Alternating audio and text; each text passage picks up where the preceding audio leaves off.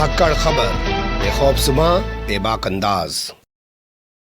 धाकड़ खबर के news room से मैं आपके साथ हूं अकरम रईस खान। आपको पता है देश के 5 राज्यों में चुनाव चल रहा है। हालांकि 4 राज्यों में यानी कि असम में, केरल में, तमिलनाडु में और पुडुचेरी में चुनाव समाप्त हो चुका है, लेकिन बंगाल में सिर्फ अभी चौथे चरण का चुनाव हुआ है। 4 चरण का चुनाव अभी बाकी है।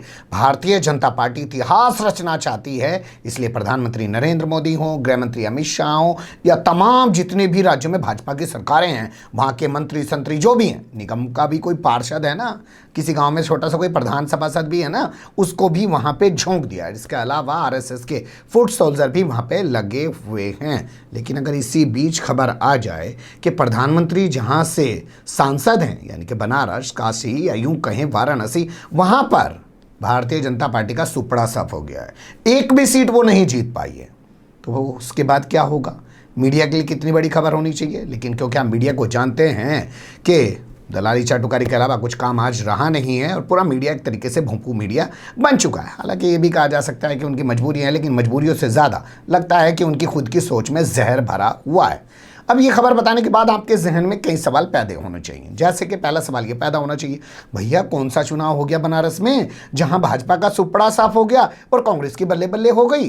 ये चुनाव कौन सा था, हमारी तो जानकारी में ही नहीं है। दूसरा, इस चुनाव का जो नतीजा है उसे कैसे देखा और समझा जा सकता है और क्या उसका असर सिर्फ उत्तर प्रदेश, बनारस में ही सिमटा रहेगा या वाकई में वो किसी और बड़े परिप्रेक्ष्य में भी देखा जाना चाहिए? इन्हीं सवालात के आसपास अपनी बातचीत को रखने की कोशिश करेंगे। खबर के पहले हिस्से में ज़्यादा बेहतर होगा हमको ये बता दें कि चुनाव हुआ कहाँ है।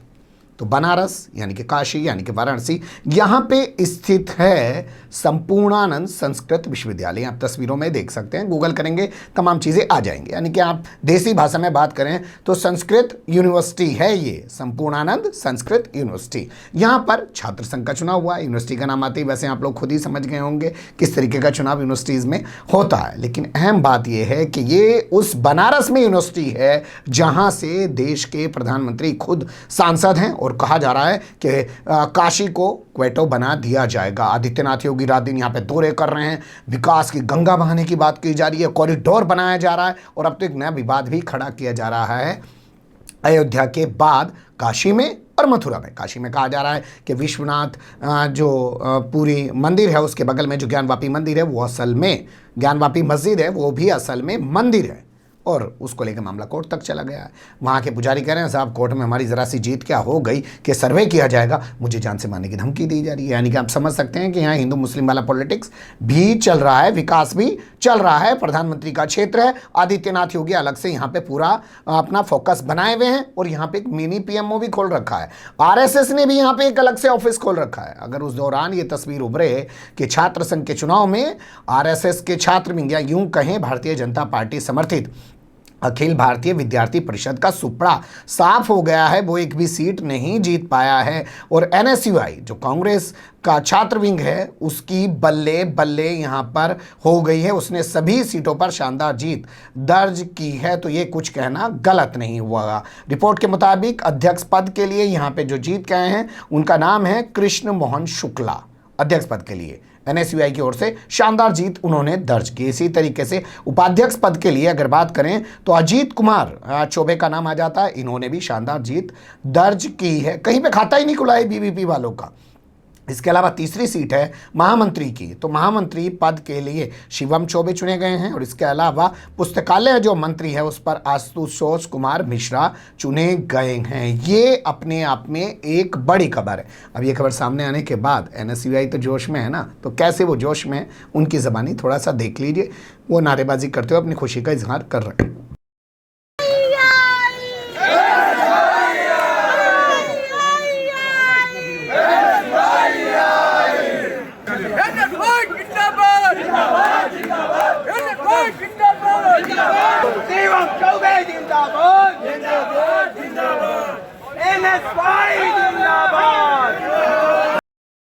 अब यहाँ से बात कर लेते हैं कि ये तो आपको जानकारी मिली गई कि कौन सा चुनाव था, क्या इस चुनाव के कुछ मायने हैं? जी हाँ, इस चुनाव के बहुत ज़्यादा मायने हैं। जैसे मैंने आपको बनारस की पूरी पृष्ठभूमि बताने की कोशिश की, उसी के मद्देनज़र इस चुनाव को देखा जाना चाहिए। संस्कृत हम भारत में भारतीय भाषाओं को ये कर देंगे वो कर देंगे कहने वाली जो मोदी सरकार है वो अपने ही गढ़ में, प्रधानमंत्री के गढ़ में अगर एबीवीपी उसका हार जाता है तो बहुत बड़ा मैसेज इसका बनता है। ये अलग बात है कि मीडिया दिखाएगा नहीं तो आप तक खबर पहुंचेगी नहीं तो बंगाल में जो चुनाव चल रहा है उस पर इसका क्या फर्क पड़ेगा। जी हाँ, आप समझ गए होंगे। अगर खबर ये चले, ये जाए तो इसका नतीजा बंगाल में आपको देखने को मिल सकता है। वहाँ एक बड़ा मुद्दा टीएमसी इसको या विपक्षी पार्टियां, वाम दल जो कांग्रेस है वो बना सकती हैं और वो कह सकती हैं बताइए प्रधानमंत्री अपने ही घर में तो हार जा रहे हैं, एबीवीपी को एक सीट तक नहीं जितवा पा रहे हैं, कांग्रेस वहाँ पे एनएसयूआई जीत रही है, ये कहा जा सकता है। अब इसका तीसरे माने क्या निकाले जा सकते हैं आपको पता होना चाहिए। वर्तमान समय में उत्तर प्रदेश के अंदर पंचायत चुनाव भी चल रहा है, त्रिस्तरीय पंचायत चुनाव है, प्रधानी का चुनाव है, उसके बाद ब्लॉक का चुनाव है, उसके बाद जिला पंचायत का चुनाव है। इस चुनाव को 2022 में होने वाले विधानसभा चुनाव का सेमीफाइनल माना जा रहा है। ये कहा जा रहा है कि आदित्यनाथ योगी ने या मोदी सरकार ने या पूरी भाजपा ने एक सोचे समझे तरीके से इस चुनाव को अप्रैल में धकेल दिया, क्योंकि 2 मई को 5 राज्यों के नतीजे आएंगे। अगर उससे पहले इन चुनावों को करा दिया जाता है, जबकि नियम अनुसार ये चुनाव संपन्न हो जाने थे 7 जनवरी 2021 तक, लेकिन लटकाया गया कभी किसी तरीके से कभी किसी तरीके से, और लटका के इनको कहाँ ले गए, अप्रैल में। अप्रैल के आखिर तक 29 अप्रैल तक यहाँ चुनाव ये संपन्न होंगे, 14 अप्रैल से 29 अप्रैल के बीच। तो नतीजे कब आएंगे, वही मई में, जब उन 5 राज्यों के नतीजे आ रहे होंगे।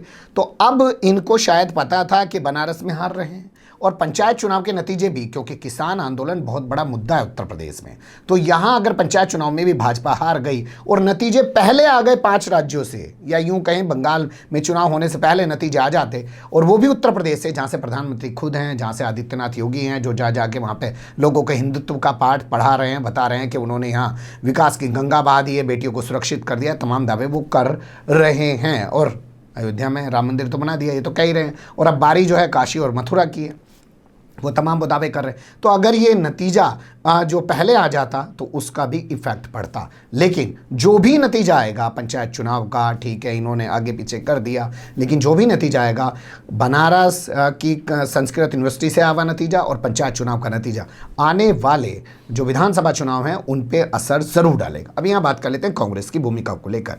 इन चुनावों के बाद ये कहा जा सकता है, जैसा कांग्रेस वाले कह रहे हैं, दावा कर रहे हैं, तमाम उनके लोगों के बयान आ रहे हैं, उनके पूर्व विधायक, वर्तमान विधायक, तमाम लोगों के बयान आ रहे हैं, वो सब लोग ट्वीट कर रहे हैं, वो कह रहे हैं कि छात्रों ने, युवाओं ने कांग्रेस को चुना है। भाजपा का प्रोपेगेंडा एजेंडा फेल साबित हुआ है, क्योंकि वो अपनी कथनी और करनी में बहुत फर्क रखती है, उस पर खरा नहीं उतर पा रही है।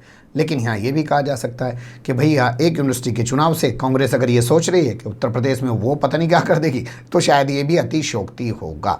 बहुत सारी चीज़ें अभी भी इसमें बाकी हैं। हम कोशिश करेंगे किसी एबीपी वाले को पकड़ लें, किसी एनएसयूआई वाले को पकड़ लें, और दोनों को बैठा के एक छोटा सा डिबेट जूम के जरिए आपके सामने रखने की कोशिश करें। आप बने रहिएगा धाकड़ खबर के साथ। फिलहाल कमेंट्स के रूप में आप लोग अपनी राय दे सकते हैं, खबर को लाइक कर सकते हैं, चैनल को सब्सक्राइब कर सकते हैं, ज़्यादा से ज़्यादा हमारी खबरों को शेयर कर सकते हैं। फिर ऐसे ही किसी सुलगते हुए या उलझते मुद्दे लेकर मैं आपके सामने हूँगा हाजिर। फिलहाल अभी मुझे नहीं इजाज़त।